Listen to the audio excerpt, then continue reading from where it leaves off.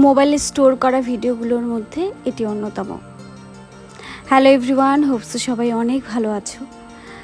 Zia's bridal makeup and academy থেকে আমি জিয়া নিয়ে চলে এসেছি নতুন একটা ভিডিও। অনেক দিনের পুরনো ভিডিও, সামারিয়া মনসুন, হোপস মনসুনই হবে অনেক দিনের, সেটা মোবাইল এতদিন স্টোর করে রেখেছি শেয়ার করব বলে। হাজারো প্রবলেম এসেছিলো, কারণ আরও অনেক ডিলিট করতে হয়েছে নতুন ভিডিও, পুরনো ভিডিও, বাট ব্রাইডালের ভিডিওগুলো ডিলিট করিনি। যাই হোক, চলো ব্রাইডের গল্প বলি। পৌঁছে যাই ব্রাইড সারাতে 4টে নাগাদ। একটাই ব্রাইড ছিল, তো সেক্ষেত্রে তারা কিচ্ছু ছিল না। গিয়ে দেখি ব্রাইডের রিচুয়াল হয়নি, আর যেহেতু একটু গ্রাম সাইডে বিয়ে, একটু তাড়াতাড়ি লোকজন আসে, তার জন্য পৌঁছে যাওয়া 4টায়, নাহলে আরও পরে গেলেও অসুবিধা ছিল না।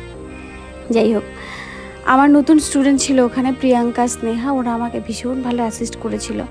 আর বলে রাখি, ও হচ্ছে আমার স্টুডেন্ট, মানে ছোটোবেলায় আমি ওকে পড়িয়েছিলাম। আজকে ওর বিয়ে, আমি বিয়েতে ওকে সাজিয়েছি। ভাবলে মাঝে মধ্যে অবাক লাগে। আসলে বেবি বিয়েটা হয়তো কপালের লেখা, যার যখন থাকে তার তখনই হয়। যাই হোক, স্টুডেন্টের ইচ্ছে ছিল সুন্দর, সফট অ্যান্ড হালকা একটা লুক, তো সেটাই দেওয়ার চেষ্টা করলাম। ও অনেক আশা নিয়ে আমাকে বুক করেছিল যে ম্যাম আমাকে খুব ভালো সাজিয়ে দিবে। যাই হোক, চেষ্টা করেছি সাবেকি আনার সাথে একটা বাঙালি ব্রাইডাল লুক চেষ্টা করলাম। তোমরা দেখে জানিও কেমন হয়েছে।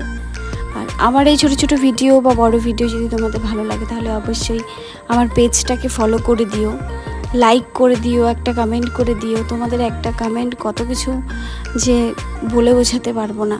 ভালো মন্দ সবটাই অনেকটা ম্যাটার করে, আমার তো বেশ লাগে। অনেকে বলে যে কমেন্ট, বাজে কমেন্ট করার থেকে কমেন্ট না করাই ভালো, বাট আমি মনে করি যাই করুক না কেন, কমেন্ট করাটা অনেক ভালো।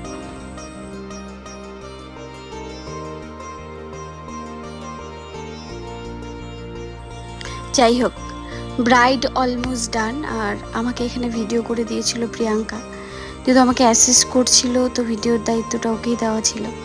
আর ও জানে ঠিকই কীভাবে ভিডিওটা করতে হয়। যাই হোক, ব্রাইড অলমোস্ট ডান। প্রথমে কলকা করেছিলাম, বাট ও দেখে বলল যে একটু পুরোটা ভরে কলকা করে দাও, তো সেটাই করার চেষ্টা করলাম। তোমরা দেখতেই পারবে যে প্রথমে অর্ধেক করেছিলাম, তারপরে ও বললো পুরোটা ভরে কলকা করে দিতে।